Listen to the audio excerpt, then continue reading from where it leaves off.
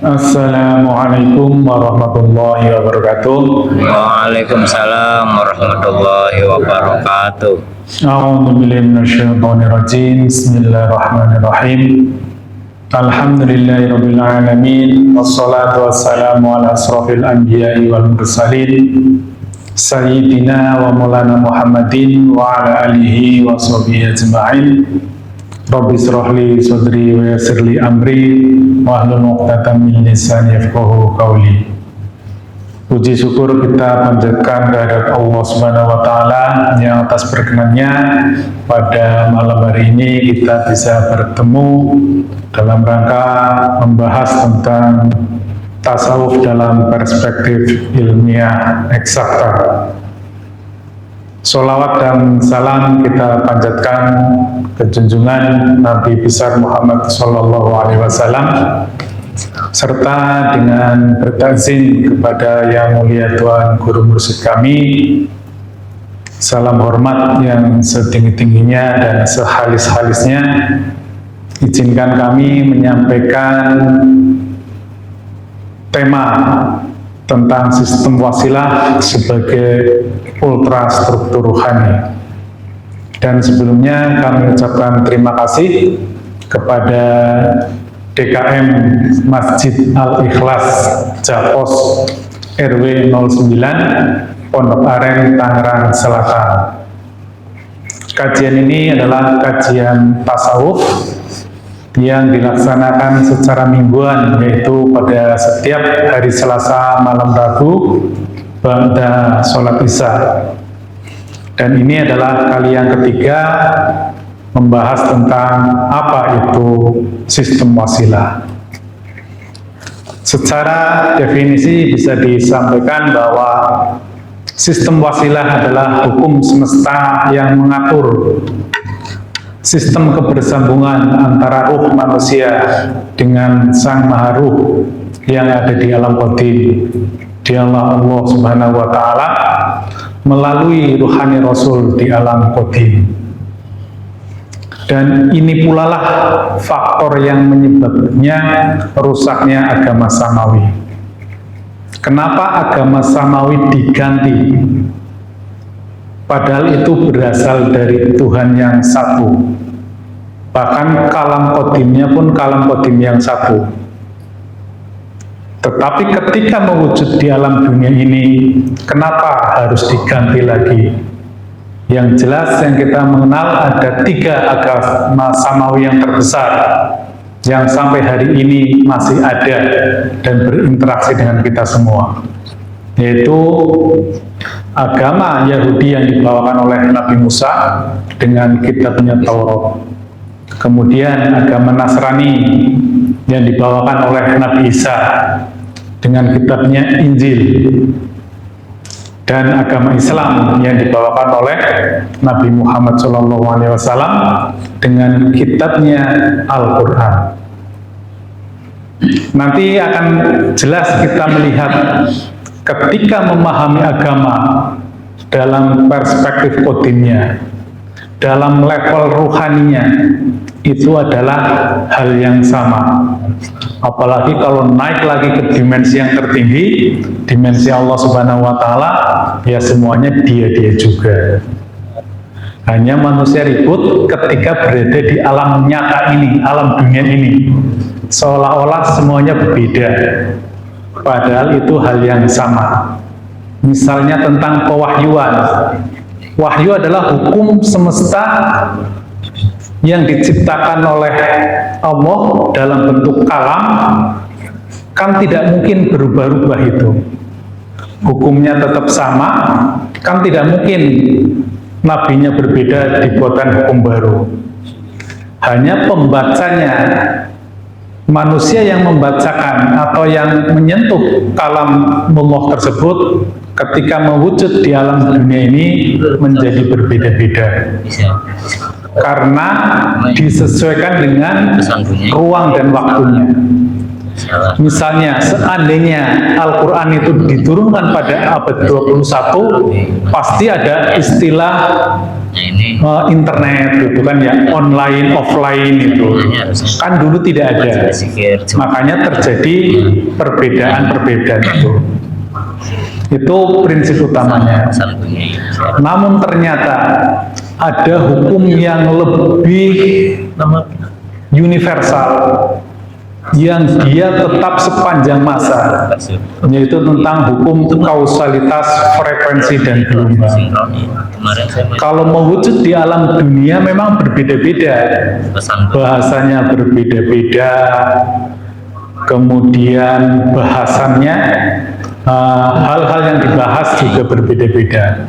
Tetapi kalau ditemukan dalam hal yang lebih universal, yaitu tentang frekuensi dan gelombang, itu ternyata semuanya sama.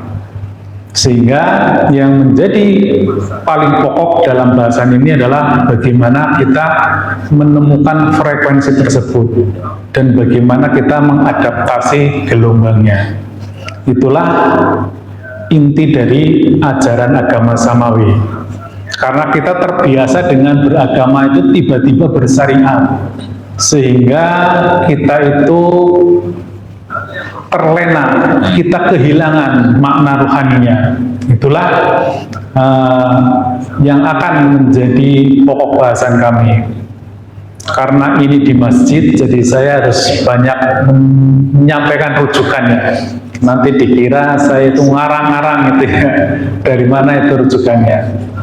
Yang pertama adalah Quran surat Asy-Syura ayat 51 yang artinya, dan tidak mungkin bagi seorang manusia pun bahwa Allah berkata-kata dengan dia kecuali dengan 3 hal. Itu di situ di teksnya ila wahyan aw min wara'il hijab dan aw yursila rasula. Yang pertama itu dengan perantaraan wahyu, kemudian yang kedua di balik hijab, dan yang ketiga dengan mengutus seorang utusan. Nah ini menarik ini Bapak dan Ibu. Kita memungkinkan nggak kita dapat wahyu di zaman ini, Pak Yasin?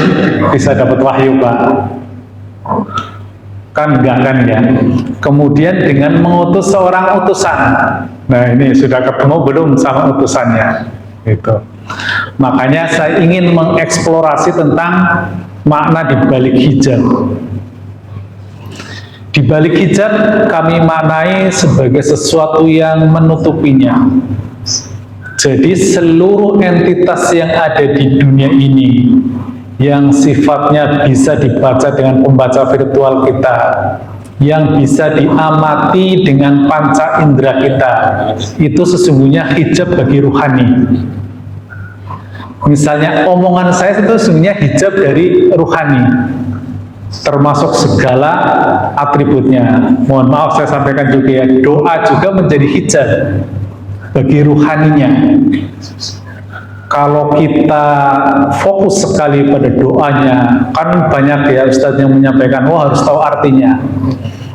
Itu akan melekat di kesadaran akal itu, arti dan makna itu. Tetapi getaran rohaninya pasti nggak akan ketemu, karena itu dibalik hijab, dibalik sesuatu yang bisa diamati dengan panca indera kita. Itu yang akan kita eksplorasi dari Quran surat Asy-Syura 51. Kemudian yang kedua ada hadis dari riwayat Tirmizi yang artinya, sungguh doa itu tertahan di antara langit dan bumi, tidak akan naik sedikit pun sampai diiringi sholawat kepada Nabi-Mu. Memang ini kalau dimaknai oleh kaum syariat menjadi kalau berdoa diawali sholawat dulu. Ya silahkan, itu pemahaman orang syariat. Tetapi bagaimana pemahaman dari perspektif hakikatnya? Kalau sholawat itu masih berkata-kata juga, kan berarti terbantahkan oleh Quran surat Asy-Syura 51 itu tadi kan ya.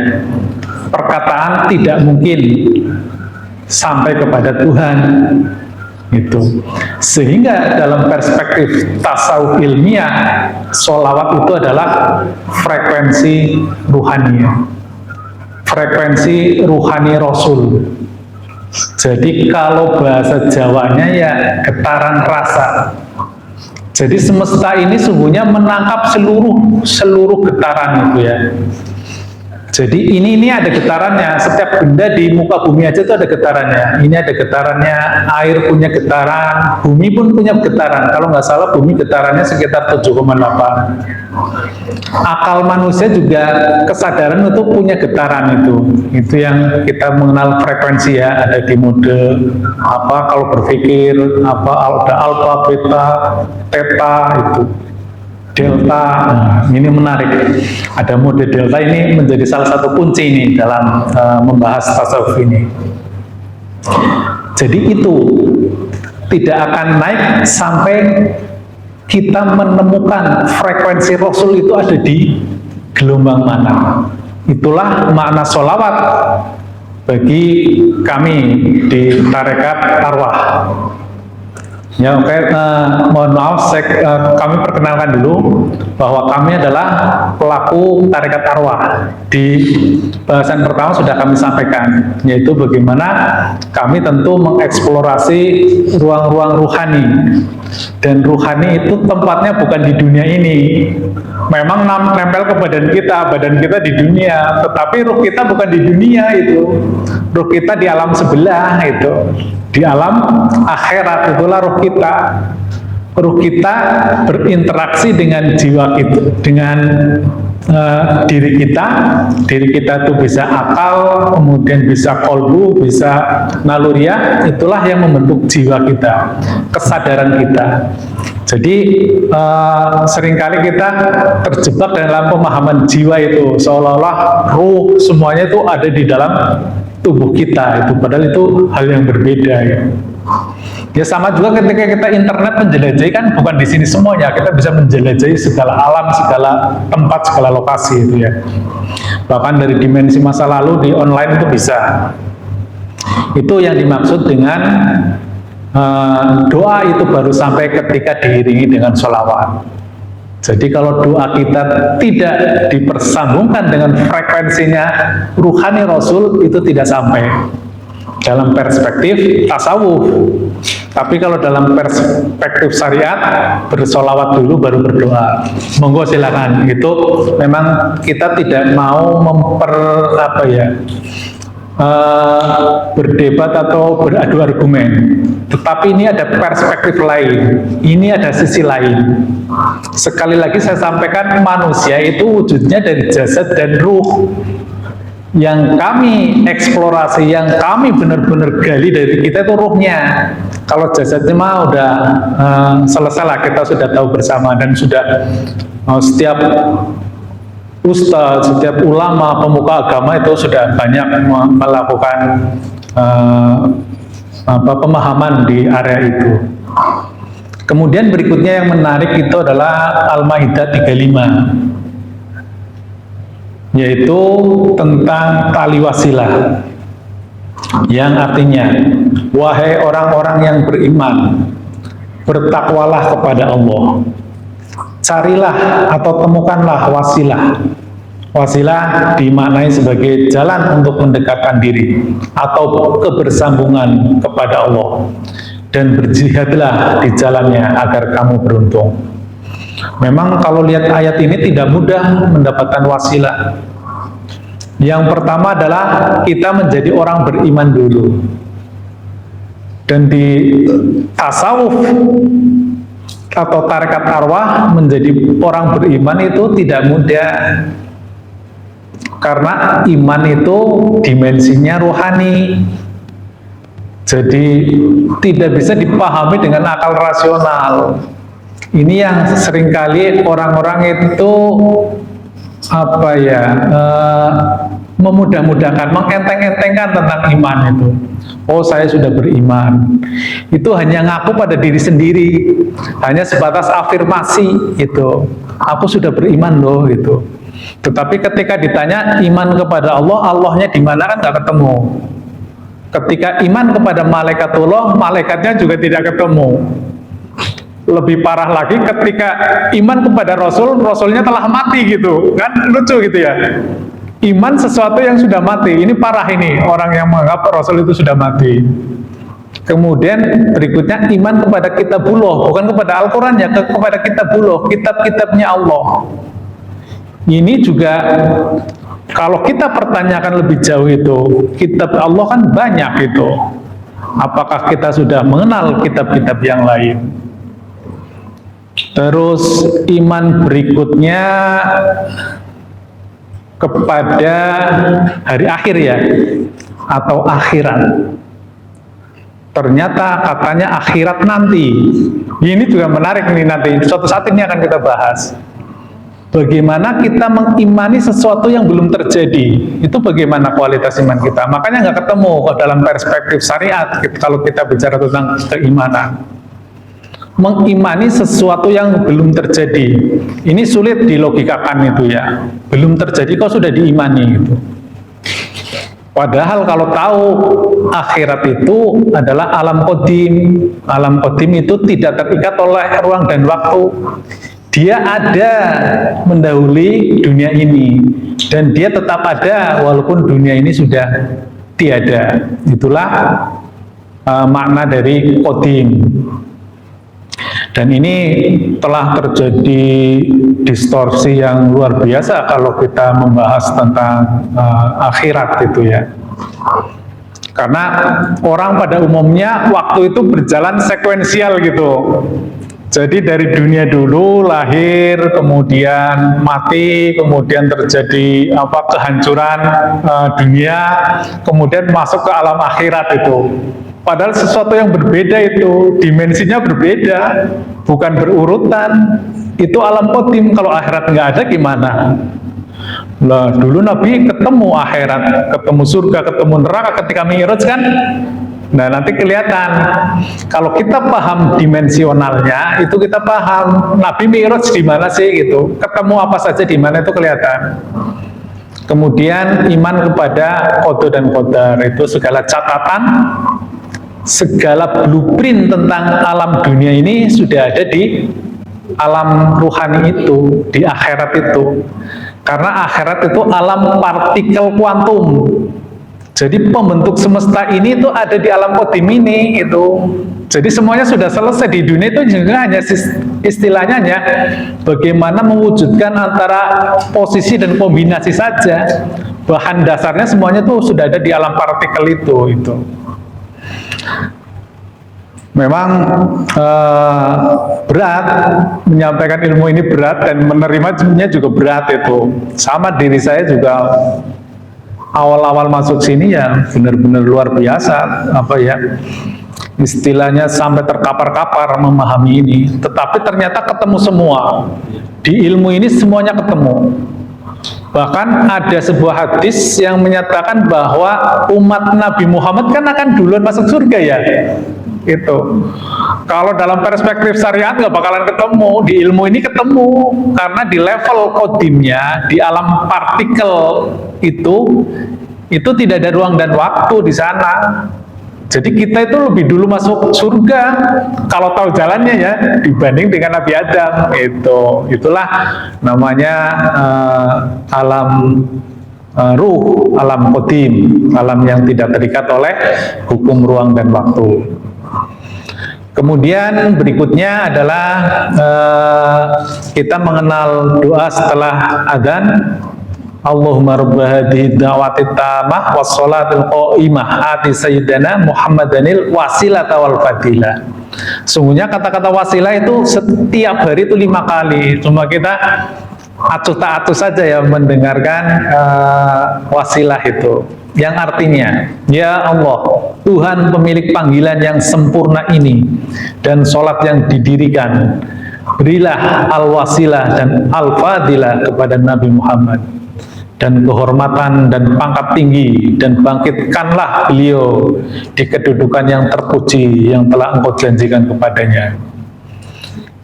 Ini sungguhnya kalau kita mencermati ini, dan memang ini yang dihilangkan itu ya. Ini apalagi kalau kita kaitkan dengan bagaimana perseteruan di dunia ini, sesungguhnya yang dihilangkan oleh Yahudi sebenarnya ini Pak, wasilah ini yang dihilangkan. Makanya Yahudi kan sekarang unggul dalam ilmu-ilmu tentang hal ini ya, ilmu tentang artificial intelligence, ilmu tentang robotik, ilmu tentang navigasi. Itu yang ada dalam potensi diri manusia itu dimatikan Pak, dinonaktifkan karena tidak ketemu wasilahnya. Makanya ini kami sangat bersemangat Pak menyampaikan ini. Kita sedang menyongsong era perubahan peradaban dunia Pak. Dunia ini sudah sangat dikuasai oleh alam materi, oleh alam bawah sadar. Itulah yang namanya kesadaran Dajjal. Itu hanya bisa dikalahkan oleh ini. Kalau kita main di dunia ini tetap kalah Pak. Israel yang negara kecil aja kan dihajar berbagai negara kan ya tetap istilahnya. Bahkan kalau kita lihat kisah cerita dari sekitar tahun 40-an sampai sekarang kan punya kalah umat Islam itu. Wilayah Israel itu jauh lebih luas daripada awal mula dulu diserahkan oleh sekutu kepada Israel itu. Jadi itu sungguhnya hanya kita menyadarkan itu. Ketika kita punya kesadaran kolektif umat Islam tentang apa itu wasilah itu, apa itu kesadaran ruhani, kita akan mempunyai kesadaran yang lebih tinggi. Kita bermain di dimensi yang lebih tinggi. Kita akan mengontrol Bapak Ibu. Kita akan mengontrol dunia karena dunia berada di bawahnya alam kesadaran rohani ini. Mungkin sekarang dianggap berhayal ya nggak masalah karena memang kita juga kan perlu bukti juga kan ya kita berjalan saja, nanti waktunya akan membuktikan. Ini tentang apa ya? Tentang tari wasilah. Nah, kami selalu menyampaikan slide ini supaya Bapak dan Ibu, masyarakat seluruhnya itu paham betul. Karena ini adalah kuncinya, bahwa semesta ini sifatnya dimensional. Dan masing-masing dimensi itu sifatnya gradatif. Ini kita harus paham persis Pak, kita itu ada di mana. Dan masing-masing dimensi itu isinya apa saja. Hukum kausalitasnya apa saja, sehingga kita paham. Kita kalau dijelaskan, ini tidak terbantahkan. Ini kan live saya kan, ini ya, live ini. Ini tidak terbantahkan. Pakai ilmu apapun itu tidak terbantahkan. Ini penemuan melampaui Pak, melampaui batas ini Pak. Jadi ilmu tertinggi yang kita tahu itu kan setelah fisika yang tradisional itu, fisikanya Einstein ke bawah itu, kemudian kan ditemukan fisika tentang kuantum itu, yang pelopornya ya setelah Einstein, kemudian Stephen Hawking, kemudian Tesla, dan seterusnya itu. Nah, salah satu yang menarik dari pernyataan Tesla adalah kalau Anda ingin mengetahui rahasia di balik semesta, maka pahamilah energi, frekuensi, dan getaran. Tapi kita nggak mau bareng sama-sama dengan Tesla itu. Kita sebenarnya hanya dua aja Pak. Kita hanya frekuensi dan gelombang. Karena energi dan getaran itu ya sama juga dengan gelombang. Gelombang adalah getaran yang merambat. Jadi kita aslinya ilmu kita itu hanya tentang frekuensi dan gelombang. Karena kalau sudah gelombang itu pasti ada energinya. Bapak dan Ibu biar jelas ya. Apa saya berdiri ya biar kelihatan live benar ini ya. Ini manusia seringkali terjebak di alam ini nih ketika memahami Tuhan.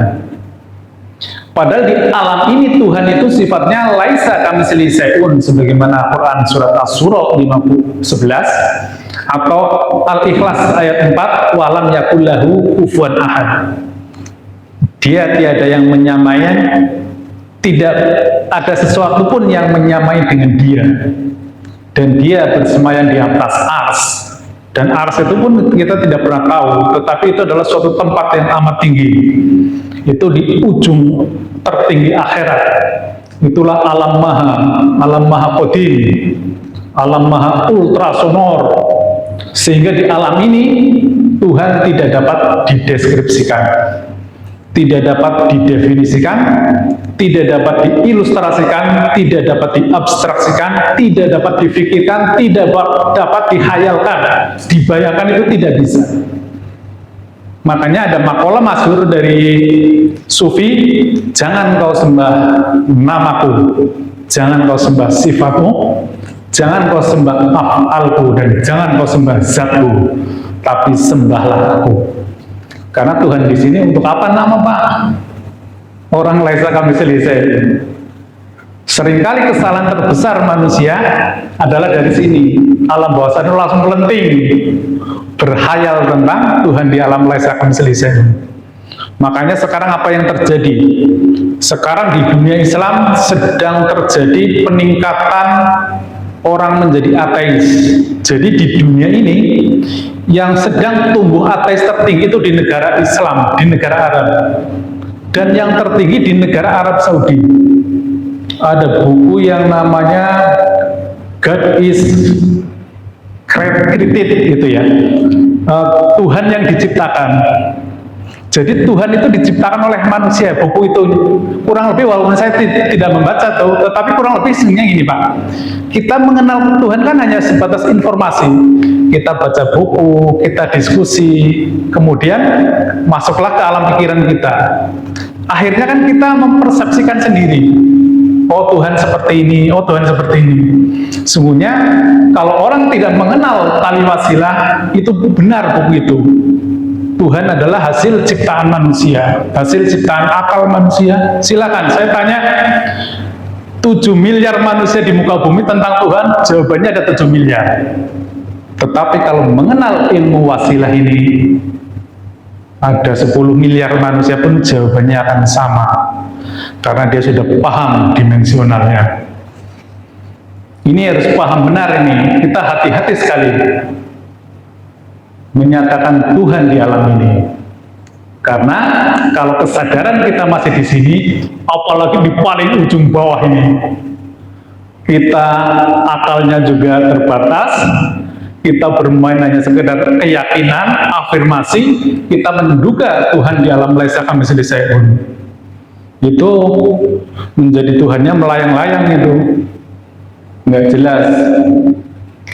Kemudian Tuhan menciptakan semesta ini. Tuhan ingin dikenal. Tuhan itu adalah perbendaharaan yang tersembunyi. Dia ingin dikenal, maka diciptakanlah makhluk. Menciptakannya pun tidak ujuk-ujuk ke sini, Pak. Ada alam antara, alam intermediate, itu namanya alam qadim. Oh, itu ngarang-ngarang dari mana? Banyak sekali ayatnya. Sangat banyak sekali ayat tentang ini. Alam qadim isinya apa? Nur, atau ruh, atau cahaya. Cahaya dalam bahasa fisika adalah partikel gelombang. Tetapi yang di sini yang dimaksud adalah partikel kuantum. Karena yang gelombang di cahaya itu namanya gelombang foton. Itu partikel subatomik, itu partikel yang sangat kecil. Jadi kalau biar tidak salah, ini adalah partikel kuantum, walaupun partikel gelombang juga tidak keliru. Kemudian isinya di sini siapa? Di sini adalah Allah yang laisa kamitslihi syai'un. Di sini ternyata ada representasinya. Itulah Ruhani Rasul. Nah, dulu itu perdebatannya tentang nama. Ini ada yang ngasih nama Nur Muhammad. Makanya kan ustadz-ustadz pada berdebat. Nur Muhammad ada nggak di Al-Quran? Karena tidak paham ini, Pak. Padahal ustadz kelas nasional loh. Silakan cari di videonya. Ada ustadz kelas nasional yang jamaahnya jutaan berdebat tentang Nur Muhammad. Kalau kita di sini, nama penting apa enggak? Yang keras, penting apa enggak? Tidak. Sudah kenal? Dikasih nama XXXX gitu, masih bisa dipahami? Masih. Gitu. Kalau orang sudah tahu, tidak penting ini nama. Karena ini alam partikel itu. Sesungguhnya ini alam tidak bernama. kita ngasih nama Ruhani Rasul agar mudah dipahami. Tetapi ada juga ini yang menyatakan Nur Muhammad. Ini adalah perwujudan Tuhan di alam intermediate, di alam qadim. Inilah yang namanya Ruhani Rasul atau Nur Muhammad. Di agama lain ada, tapi saya nggak mau menyebutkan karena ini di masjid, nggak enak gitu ya. Tetapi di agama lain juga ada. Agama samawi semuanya konstruksinya sama. Jadi jangan saya sekaligus menghimbau ini ya, kepada yang suka berdebat, yang merasa pinter itu tentang logika Tuhan, jangan sekali-kali menyalahkan agama orang lain. Itu agama samawi, dan saya bisa menjelaskan. Saya bisa menjelaskan seluruh agama samawi konstruksinya betul seperti ini.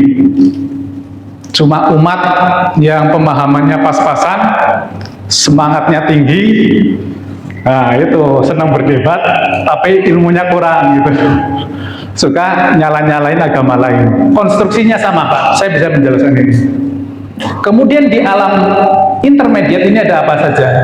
Yang jelas ada malaikat. Malaikat bentuknya apa? Cahaya kan?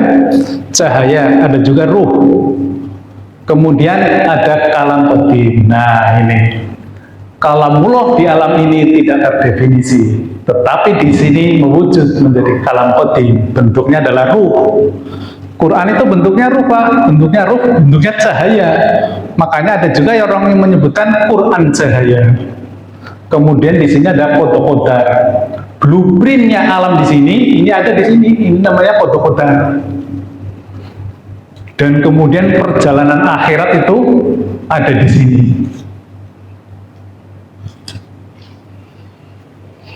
Ini tidak dibatasi oleh ruang dan waktu. Malaikat hari ini ada apa enggak? Adakah manusia yang bilang hari ini tidak ada malaikat? Kalau begitu akhirat juga hari ini ada. Karena ini alam partikel, alam qadim, alam mendahului alam ini, alam baru, alam dunia ini. Nah inilah konstruksi inilah yang menghasilkan atau yang disebut dengan tali wasilah, tali kebersambungan, saling sambung menyambung, makanya namanya tali gitu. Nah sedikit ini ya, karena ini biar paham benar apa itu Ruhani Rasul. Dia adalah entitas ruhani, dia adalah frekuensi ilahiyah, dia adalah sosok Tuhan di alam ini. Tuhan yang laisa kamitslihi syai'un, tidak bisa, bukan tidak bisa, tidak menempati alam ini. Nanti saya diprotes kalau menyatakan tidak bisa. Beliau tidak menempati alam ini. Beliau sendiri yang membuat aturan itu. Apalagi turun di sini. Nggak akan mungkin Tuhan mau turun di sini itu. Aturan beliau sendiri yang seperti itu. Kemudian di alam waktu, nah, Ruhani Rasul adalah nomor koordinat. Sebagaimana nomor HP yang bisa dihubungi, itu ada nomor koordinatnya. Atau dengan mudah kita sampaikan itu adalah koordinat 0,0000.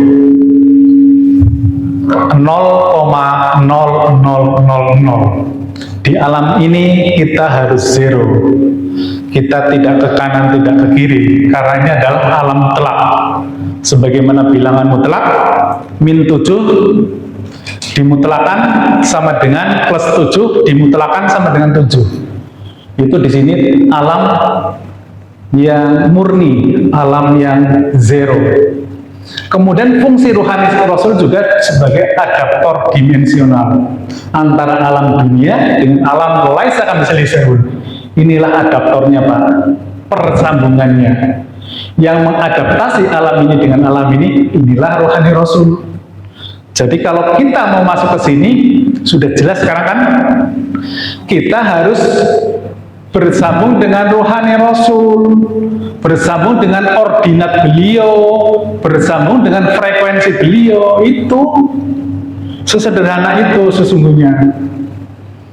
Ini tadi sudah saya sampaikan ini ya, rukun iman ada di sini. Tidak mungkin rukun iman di sini nih nggak akan ketemu. Ini nih apa adanya di sini nih. Alam baru itu adanya apa? Rukun iman tentang ini semua, tentang alam partikel. Makanya mi'raj, iman, ikhlas, khusus, sabar itu dalam ini. Sholat yang khusus, sholat yang mi'raj itu ada di sini Pak. Nggak mungkin ketemu di sini, itu nggak mungkin. Kemudian ini alam baharu, dan ternyata alam baharu itu pun terjadi dua bagian. Alam baharu yang bisa diamati dengan panca indera kita inilah alam materi, alam yang mengikuti hukum kausalitas ruang dan waktu, yang mengikuti hukum sunatullah. Dan ternyata ada alam materi rendah, itulah metafisika infra. Disitulah tempatnya setan dan tauhid. Mengerikan apa enggak? Setan di sini setan di sini aja nggak mampu, Pak. Ini akal rasional ini, Pak. 2 kali 2 tambah berapa? 2 kali 2? 4. Kira-kira bisa nggak kita dibisikin oleh setan? Kalau kita dibisikin oleh setan 2 kali 2 menjadi 7, berarti akal kita sudah hilang, Pak. Misalnya korupsi gitu kan, 3 kali 3 jadi 5 gitu. Ini di akal rasional aja setan nggak bisa masuk, Pak. Jadi kalau bapak ibu-ibu itu kena setan, nah di sini nih alam terendah. Setan itu alam terendah. Kita naik ke alam kesadaran aja nggak ini. Makanya Belanda perang sama Indonesia dulu kan menang terus ya. Padahal di sini ada banyak ahli santet, ahli tenung, guna-guna. Nggak mempan, Pak. Dia naik ke sini aja nggak mempan. Hanya kenapa sering berhasil? Ternyata manusia 90% akalnya dipengaruhi oleh bawah sadar. Nah itu. Kalau yang orang rasional ya ilmu-ilmu itu nggak bakalan tembus. Beda dimensinya. Nah kemudian yang menarik, di alam dunia ini ada transmitter rohani, ada pemancarnya yang bisa mengadaptasi gelombang rohani Rasul.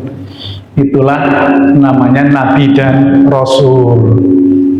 Nah setelah nubuah berakhir, kenabian sudah tidak ada, sebagaimana khotamun nabiyin, khotamul anbiya, maka Allah selalu menurunkan hamba-hamba yang disucikan ruhaninya untuk memfungsikan posisi ini.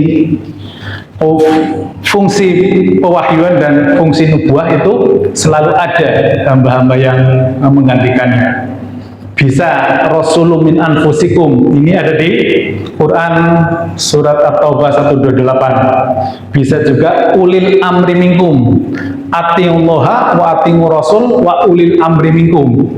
Atiullaha wa atiur rasul wa ulil amri minkum. Ini terkonstruksi juga.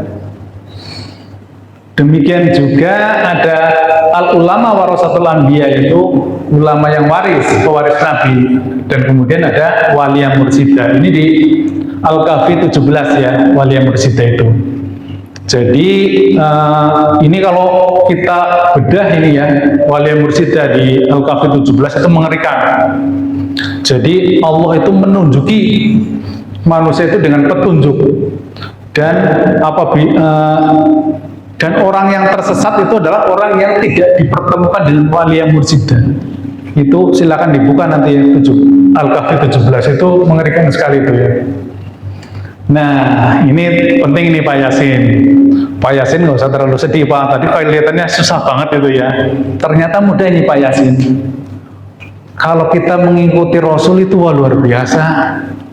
Rasul itu untuk dapat wahyu saja beliau itu sampai 6-7 tahun berada di Gua Hiro. Kemudian untuk Mi'raj itu 13 tahun setelah masa kenabian. Bayangin, 17 tahun baru, 13 tahun baru bisa Mi'raj itu. Tetapi sekarang ada namanya teknologi induksi. Tinggal dompleng Pak Yasin. Itu di bahasa ini namanya baiat dan rabito.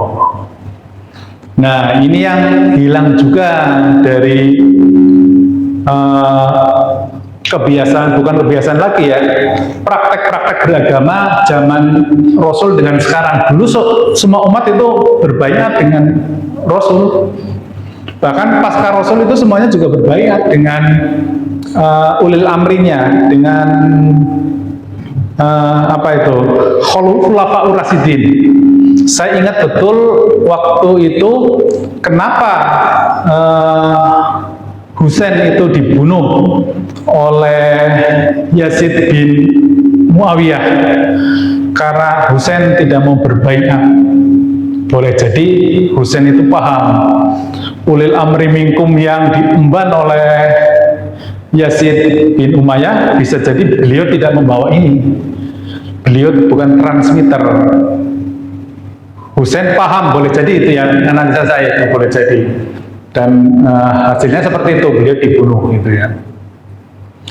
Kemudian yang akan menjadi ketakutan kita, dan kita harus mawas diri, jangan sampai kita beragama di alam bawah sadar. Yang isinya pertama adalah keyakinan alam bawah sadar itu. Kita hanya sekedar yakin, oh yakin Tuhan, oh Tuhan saya satu, oh Tuhan saya Allah itu. Tapi yakinnya hanya afirmasi, tidak terkonfirmasi. Nah inilah yang umat memang akan marah itu ya. Saya dulu juga masuk ilmu ini, sampai istilahnya terkapar-kapar. Saya sholat dari kecil sampai umur sekian tahun sampai pensiun. Saya bertuhan kok, dianggap keyakinan. Tetapi setelah saya baca buku, ternyata kok mirip juga ya saya bertuhannya itu. Saya hanya yakin itu. Saya baca bukunya Sigmund Freud, saya baca bukunya tentang Law of Attraction, saya baca buku tentang afirmasi. Loh, beragama saya begitu semua. Silakan, ini saya live ini ya. Silakan umat membaca itu, membaca ahli-ahli dalam hal ilmu tentang bawah sadar. Apakah cara beragama kita sama dengan teori tentang alam bawah sadar? Saya tidak akan menilai itu. Silakan Bapak dan Ibu dan seluruh umat di seluruh dunia, silakan. Karena ini tidak hanya terbatas pada agama tertentu, seluruh agama bisa terkena ini. Karena ini sifatnya universal. Setan itu tidak mengganggu, wah ini jenis kelamin apa, ini agama apa. Enggak. Seluruh manusia akan diganggu oleh setan. Inilah beragama tanpa ada koneksi dengan tali wasilah, maka akan terdowngrade ke alam bawah sadar. Karena 90% akal dipengaruhi oleh bawah sadar. Inilah ancaman-ancaman yang sebagaimana Allah sampaikan, fawailul lil musallin, sholat tetapi lalai, sholat tetapi celaka. Kemudian kau berpuasa hanya mendapatkan lapar dan haus. Bahkan lebih mengerikan lagi, amalanmu bagaikan debu yang berterbangan. Sebagaimana Quran Al-Furqan 23.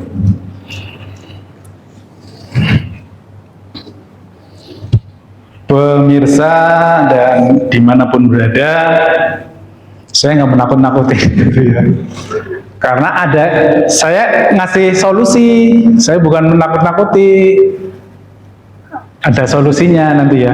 Ini hanya tambahan saja ya. Saya kira 5 menit lagi ini saya kira selesai ini. Itu yang saya tadi sampaikan, bahwa di An-Nisa 59 itu sudah jelas itu merepresentasikan bagaimana tali wasilah itu, yaitu taatilah Allah, taatilah Rasul, dan ulil amri minkum di antara kamu. Ini juga distorsinya luar biasa. Silakan, kan kita seringkali beragama itu hanya kebiasaan-kebiasaan saja, pagi bangun ke masjid, zikir itu. Tidak pernah membongkar ini itu. Coba dibaca itu tafsir ulil amri. Itu kan pemimpin pemerintahan itu. Itu saya kira distorsi yang luar biasa. Kalau ulil amri dipahami oleh masyarakat Amerika kan jadinya Donald Trump ulil amri. Di Rusia siapa? Putin ya.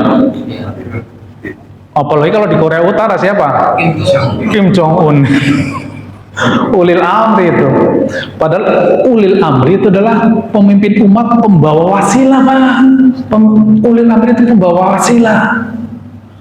Jadi Ini jelas sekali ininya, tafsir bukan tafsir lagi karena ini bisa kita rasakan. Kemudian An-Nisa 64, kami tidak mengutus seorang rasul pun kecuali untuk ditaati dengan izin Allah. Seandainya mereka setelah menzalimi dirinya datang kepadamu lalu memohon ampunan kepada Allah dan rasul pun memohonkan ampunan. Saya balik lagi ini ya. Ini fungsi ini benar-benar dia sebagai adaptor, dia sebagai sambungan kita. Ini bisa memohonkan ampunan. Itulah fungsi Rasul gitu. Kemudian berikutnya, ini juga silakan ditanya itu. Innallaha wa malaikatahu yusholluna 'alan nabi. Ya ayyuhalladzina amanu shollu 'alaihi wa sallimu taslima. Silakan kalau enggak jawabannya tentang tafsir ini. Bagaimana Allah dan malaikat ternyata bersolawat kepada Nabi. Itu. Solawat di sini, kalau di perspektif kita, solawat adalah kebersambungan ruhani. Solawat adalah terjadinya sinkronisasi frekuensi. Frekuensi Tuhan, frekuensi Rasul, dan frekuensi Nabi di sini selaras itu, Pak. Sebelum saya selesaikan itu ya, karena saya kan harus menunjuki gitu ya, bagaimana sih umat itu, saya tekankan kembali lagi, umat sesungguhnya tinggal menginduksi, tinggal berbaiat, tinggal rabito. Rabito adalah mentransmisikan energi ruhani kita, mensinkronkan ruhani kita agar selaras dengan ruhani Nabi. Karena nabinya sudah nggak ada, saya kurang tegas tadi ya. Karena Nabi sudah ada, kita tinggal mencari di antara ini. Apakah Rasulun min anfusikum, apakah ulama warasatul anbiya, apakah wali yang bersida. Ini yang perlu menjadi penekanan yang sangat-sangat tegas yang membedakan kami di ilmu hakikat dengan syariat. Kalau syariat memahami agama, jadi dia hanya tekstualnya saja.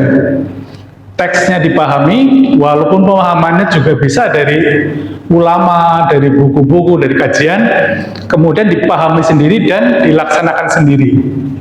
Ketika ada masalah, masalahnya apa? Dicari dalilnya. Oh, ketemu Quran surat ini. Oh, ini penyelesaiannya seperti ini. Berbeda dengan ilmu hakikat, Pak. Ilmu hakikat kita harus menemukan guru mursyidnya. Harus menemukan perintah ini termanifestasi dari nabinya, dari rasulnya, atau sekarang dari guru mursyidnya. Itu bedanya. Jadi kita tidak menemukan sendiri. Demikian halnya ketika kita menemukan masalah, kita akan diperjalankan ayatnya sesuai dengan diri kita, sesuai dengan perjalanan kita. Kasus yang sama menimpa orang yang berbeda, ayatnya bisa berbeda. Dan bukan berarti guru mursyid tiap hari mentelengin kita, nyuruh-nyuruh kita, bukan begitu Bapak dan Ibu. Ini di alam ruhani, ini kesadaran roh ini ya, alam qadim. Jadi kita terbimbing secara otomatis ketika kita sudah berbaiat, ketika sudah rabito, kita kita menyamakan frekuensi melalui vibrasi dan resonansi ruhani. Saya kira itu yang menjadi hal yang paling utama atau solusi yang kami sampaikan, bahwa perlu saya simpulkan di era ini atau setiap terjadi pergantian Rasul ataupun Nabi, itu sebagai pertanda bahwa agama samawi telah kehilangan ruhnya, telah kehilangan sambungan ruhaninya, telah kehilangan tali wasilahnya.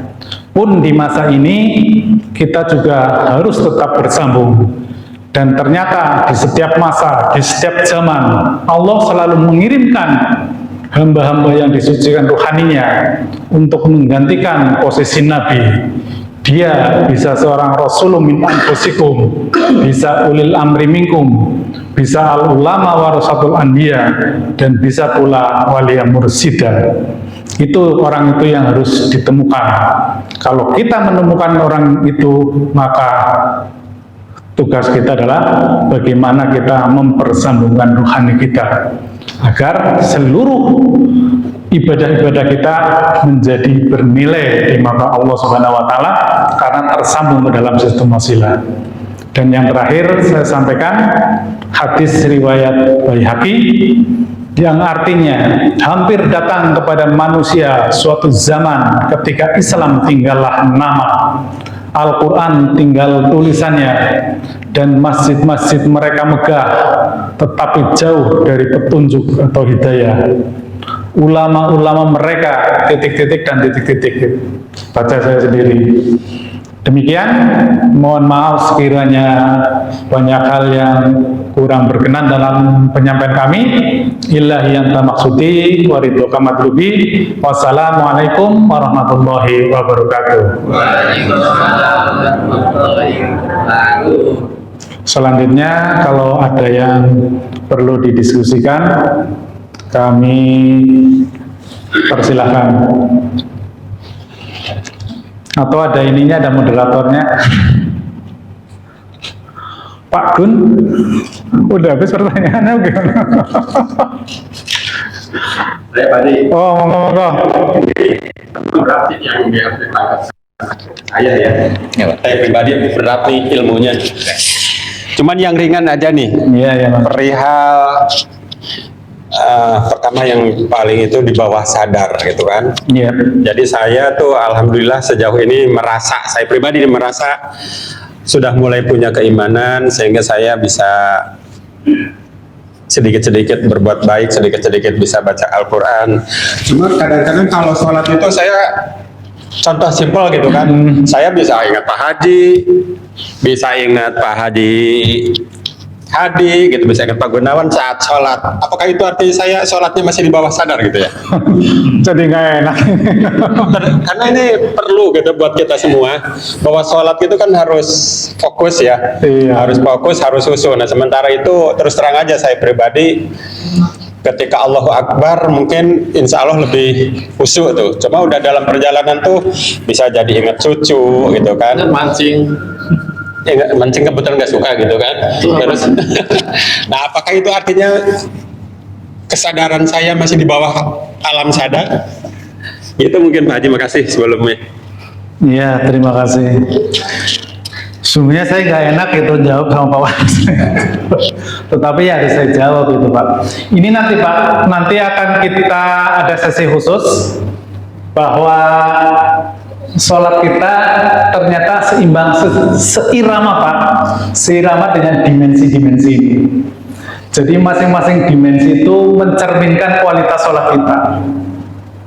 Pertama yang paling bawah adalah sholatnya orang lalai. Indikasinya apa? As-sholatu lidzikri. Sholatlah kamu untuk mengingatnya, mengingat Tuhan. Tetapi pertanyaannya, apanya Allah yang kau ingat? Langsung pening nggak kira-kira?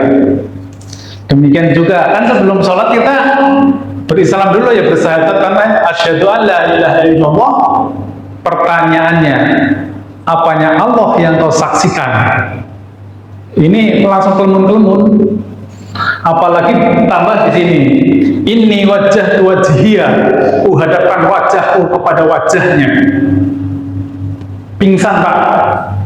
Kalau ulama besar pingsan itu tahu ini. Mudah-mudahan ini sampai nih Pak. Ini pesan ini sampai. Ini mengerikan. Bagaimana sholat tidak ada yang diingat, tidak ada yang disaksikan, tidak ada yang dihadapkan wajahnya. Maka yang ketemu adalah hayalan, imajinasi, keyakinan. Nah ini Pak. Makanya saya nggak berani ini. Silakan baca Sigmund Freud, baca Law of Attraction, baca afirmasi, Ada lagi NLP, Neuro Linguistic Programming, itu semacam itu Pak. Saya baca semua itu karena saya takut terhadap fawailul lil musallin. Biar ada perbedaan, nanti akan kita bahas berikutnya. Belum sholatnya orang beriman ini Pak, baru soalnya sholat yang mengingat. Sudah ada yang diingat Pak. As-sholatu lidzikri, dia sudah mengingat. Sudah ada yang disaksikan di hadapan, dia sudah menghadapkan wajahnya. Saya tanya, Mas, sudah ada yang ingat? Pasti. Exactly. Gitu. Masa bohong? Di sini Pak. Makanya ilmu ini juga sedikit sekali yang mau itu. Tetapi mohon maaf, ini pun tidak bisa didebat Pak. Silakan. Ini kan saya live ini. Tidak bisa didebat ini. Dan yang kedua ada interaksi langsung dengan Nabi atau penerusnya melalui itu perang ruhani yang merambat. Itu namanya rabito kalau di tempat kita. Karena mengingat adalah proses mengunggah kembali sesuatu yang ada di memori kita, yang berasal dari pembaca virtual kita. Kalau kita tidak pernah berinteraksi, ya kita tidak ada yang diingat. Tapi nanti ini Pak, Bapak nanti harus rajin sini. Ini ilmu sangat mahal loh itu, sangat mahal Pak ini Pak. Dari dulu sesungguhnya sudah ada, cuma zaman dulu tidak bisa menjelaskan ini Pak, karena dulu belum dipahami tentang kausalitas dimensional. Akan sampai semua ini Pak, akan saya pokoknya bagi saya ini tugas Pak, saya ditugasin oleh murid saya. Ada ataupun tidak ada Bapak, saya tetap sampai penugasan itu dan tidak akan pernah selesai. Karena ini bagi saya sudah mandatori ini. Dan bukan hanya sekelompok orang Pak. Saya nyatakan, saya itu akan merubah peradaban dunia Pak. Bukan itu, memang seperti itu. Walaupun saya di dunia ini bodoh, tidak terkenal itu, tetapi ilmu saya kan di langit itu. Bukan ilmu dunia saya itu. Kami adalah pengamal tarekat arwah. Ilmu kami adalah ilmu ruhani. Dan itu dimensinya tinggi. Sekarang ya seperti ini itu.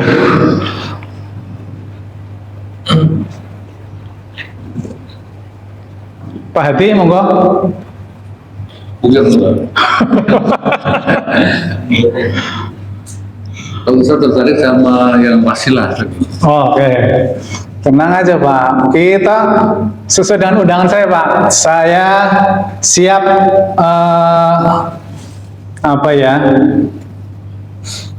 karena ini tugas Pak. Jadi kalau ada seorang hamba pun yang menginginkan ilmu ini sampai kita ini tidak bisa menghantarkannya itu kita itu ya tidak menjalankan amanah dengan baik gitu Pak, intinya itu. Jadi ada satu orang pun yang mengikuti kita ini Pak, kita akan fasilitasi itu. Monggo Pak, ini ya.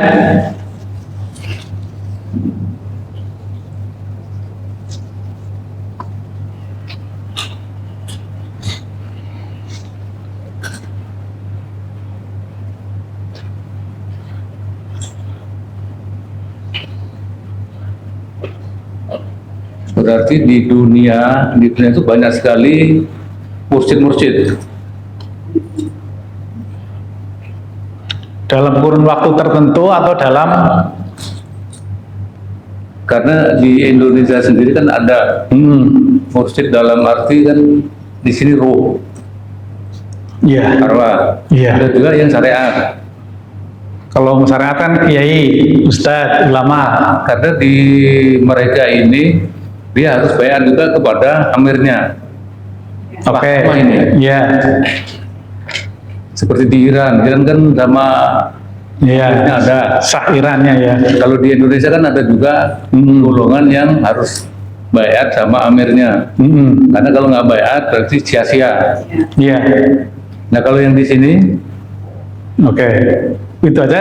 Itu ya. Oke.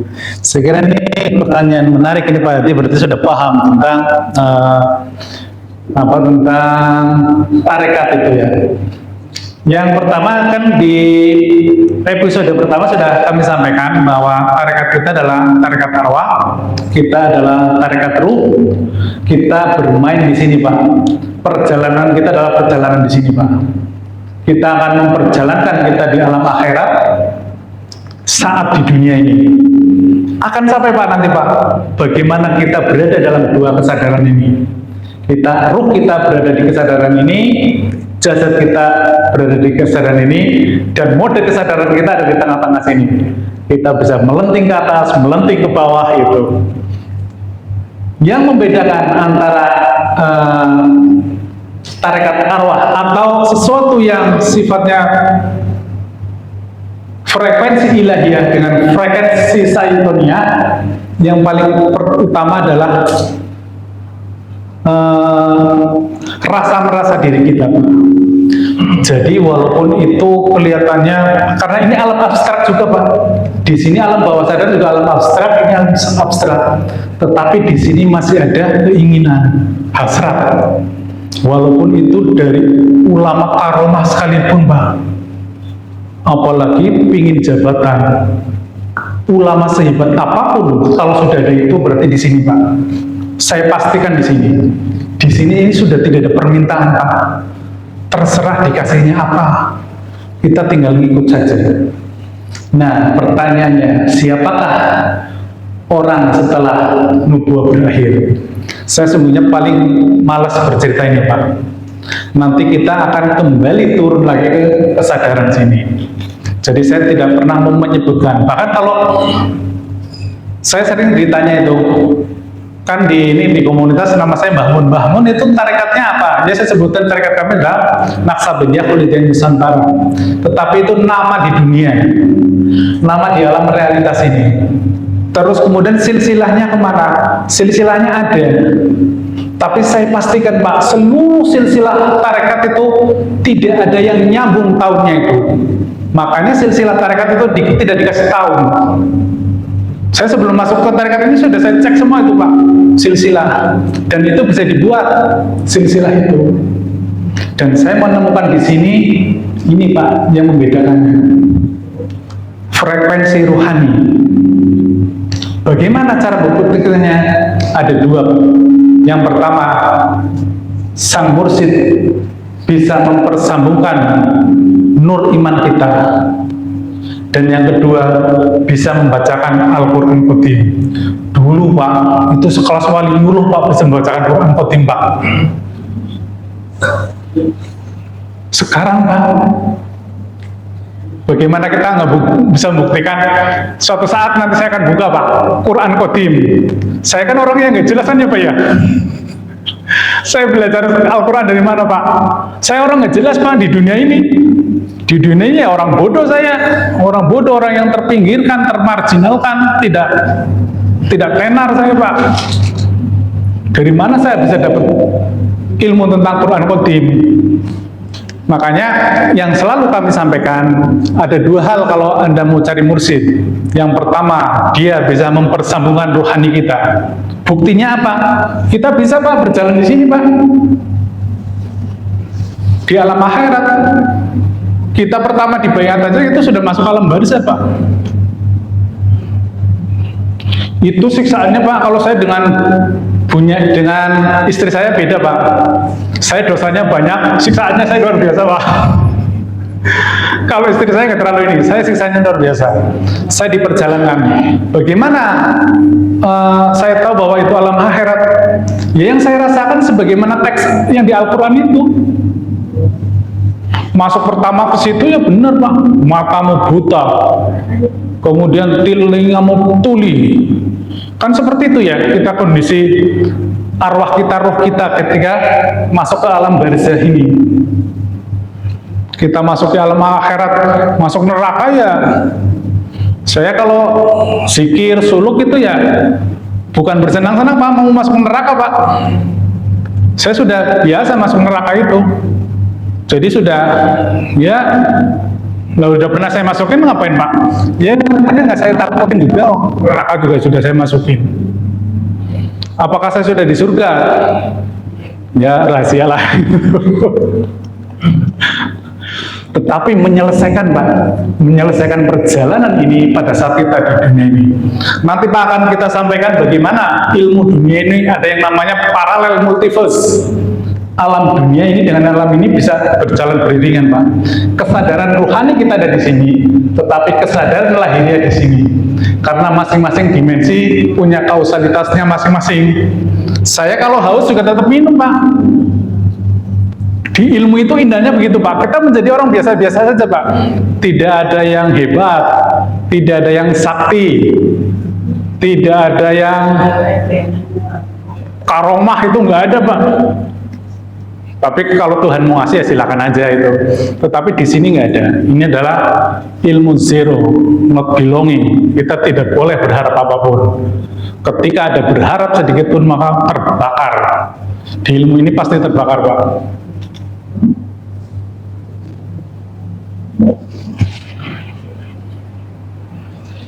Pak Yasin? Oh, 2 juga boleh Pak, waktu nunggu. Itu yang dimaksud Tuhan tidak bernama sifat af'al dan itu gimana Pak? Ini sungguhnya aslinya Pak. Tuhan di sini kan laisa kamitslihi syai'un walam yakul lahu kufuwan ahad.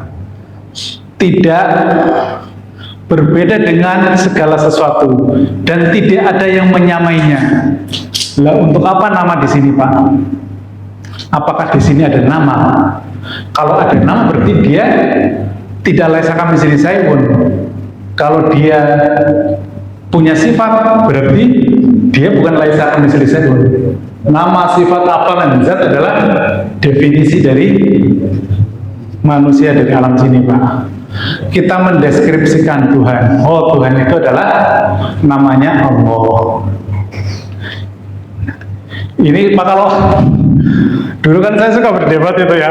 Sekarang kalau berdebat model-model gitu, Pak, kalau kita mau ini ya pakai akal. Nama Allah Subhanahu wa taala lahir tahun berapa, Pak? Kan 1400 sekian tahun yang lalu kan Pak. Di zaman Nabi Musa namanya Yahweh Pak. Itu nama Allah Subhanahu wa taala adalah 1400 tahun yang lalu.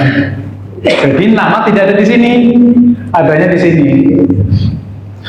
Ini Pak, untuk kalau buat anak-anak buat berdebat juga nggak bakalan kalah Pak kalau udah memahami dimensi ini. Tapi kita bukan itulah, ngapain kita berdebat. Tetapi kita harus paham kesadaran kita. Kita ada berada di dimensi mana dan kita akan memahami. Ini kan kesalahan terbesar nih ya Pak. Mohon maaf ini saya sampaikan itu. Para pemuka agama itu menyampaikan ayat tentang Tuhan, tentang Allah tidak pada dimensinya. Misalnya ini ya, ada 2 kelompok besar di Indonesia. Saya tidak sebut namanya Pak, tetapi kalau ini pasti orang tersebut paham. Yang satu sibuk dengan ayat Allah itu ini Pak, ini dari kelompok tersebut ini. Laisa kamitslihi syai'un sama bersayap di atas ans. Tapi orangnya masih di sini. Nah, pertanyaannya, bagaimana kita menyembah, berinteraksi dengan sesuatu yang laisa kamitslihi syai'un, sesuatu yang bersemayam di atas ars. Kemudian lawannya itu pakai ayatnya Allah lebih dekat dari urat leher. Yang satu tinggi banget, satu lebih dekat dari urat leher. Gitu. 2 kelompok itu Pak, saya kalau nonton YouTube-nya suka ketawa-ketawa gitu. Dan juga saya ledekin dalam hati itu, Allah lebih dekat dari urat leher, urat lehernya ketemu, Allahnya tidak ketemu. Kemanapun wajahku pandang, disitulah Allah berada. Pandangan kita kemana-mana, tetapi Allahnya tetap tidak ada gitu. Karena tidak menguasai dimensional ini Pak, itu yang berbahaya sekali. Itu. Makanya sedikit sekali orang yang membahas tentang Allah itu. Karena itu sifatnya dimensional. Sehingga saya punya makalah apapun yang kau nyatakan tentang Allah pasti benar ketika berada dalam dimensinya. Sebaliknya, apapun yang kau nyatakan tentang Allah pasti salah ketika tidak berada dalam dimensinya. Di dimensi sini menyatakan apa itu yang saya siti jener apa manunggaling kawula Gusti Pak. Sekarang mudah sekali Pak. Kalau di sini di alam ini menyatakan manunggaling kawula Gusti gimana? Beda secara dimensional. Alam materi, alam relatif bergabung dengan alam maha mutlaknya tidak mungkin. Tetapi kita bisa menduga. Berarti beliau sudah berada di sini, Pak. Hanya sebaiknya tidak diomongin. Karena di sini sebenarnya sudah laisa kamitslihi syai'un, sudah tidak ada bahasa, tidak ada kata. Kalau di sini saya seringkali apa ya? Kadang-kadang karena tidak paham, Pak. Ulama juga ini barangkali yang sering menyampaikan, oh ini kata Tuhan. Kata Tuhan yang mana itu? Tuhan di alam ini itu tidak berkata-kata, Pak. Laisa kamitslihi syai'un. Iqra bismi rabbik itu di sini, Pak. Jadi jangan sembarangan, wah ini kata Allah. Dia sudah ketemu belum dengan Allahnya? Kalau di sini harus jelas, Pak. Masing-masing dimensionalnya ada perwujudannya. Dan di situ kalau kita masih di sini ya kita hubungannya dengan yang zahir. Kalau kita sudah naik di sini itu namanya mi'raj, Pak. Mi'raj itu kita ya berinteraksi dengan ini. Kalau sudah sampai sini mah nggak usah diomongin itu. Itulah yang namanya termasuk sholat mi'rajul mukminin itu ada di area ini. Bukan cerita Nabi Muhammad dulu bermi'raj itu bukan cerita, tetapi itu kisah yang bisa kita ikuti. Untuk apa Al-Quran turun ke bumi kalau hanya sebuah cerita? Tetapi sesuatu yang bisa dipraktekkan. Seluruh kandungan Al-Quran itu pasti bisa dipraktekkan. Makanya saya menyampaikan tadi bahwa pada akhir zaman Quran tinggal lafaz dan hurufnya saja karena ruhnya sudah hilang.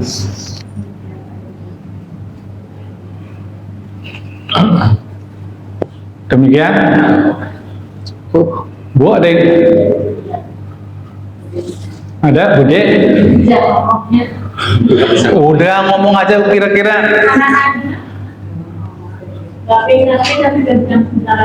Coba dicoba, mudah-mudahan kita nyambung, Bu.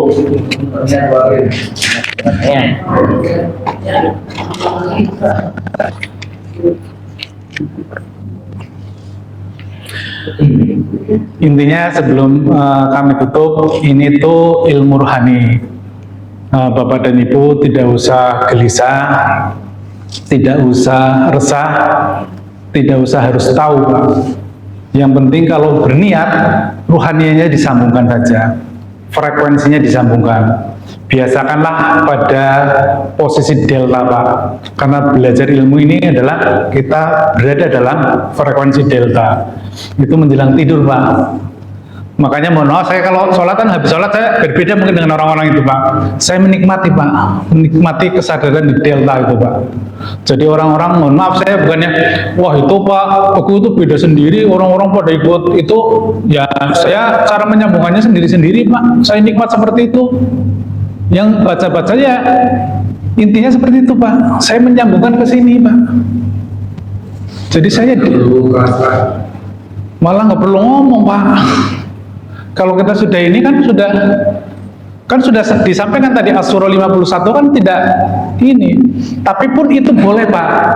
Diomongin juga boleh, tetapi ruhnya nyambung gitu. Nggak ngomong juga boleh, tetapi ruhnya nyambung. Yang nggak boleh itu ngomong doang, ruhnya nggak nyambung gitu. Ya nggak sampai. Karena ini ilmu frekuensi, Pak, frekuensi dan getaran. Sekarang lagi nggak ngomong nggak nyambung. Nggak ngomong nggak nyambung gitu ya. Iya benar juga sih. Iya.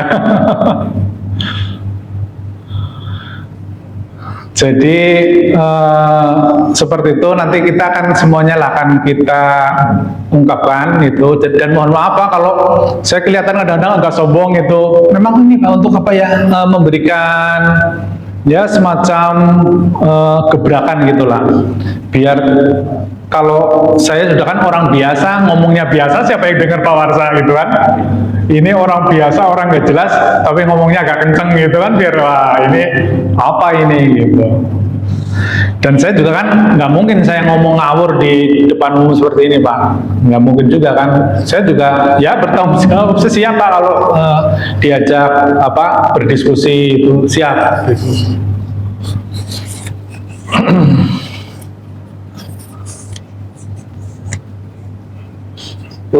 Cukup.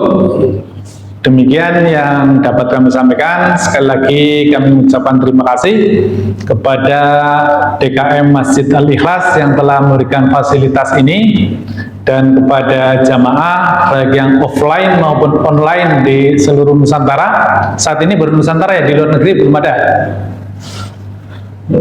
Demikian, mohon maaf sekiranya banyak hal yang kurang berkenan dalam penyampaian kami. Illahi anta maksudi wa ridhoka matlubi. Wassalamualaikum warahmatullahi wabarakatuh. Waalaikumsalam warahmatullahi wabarakatuh.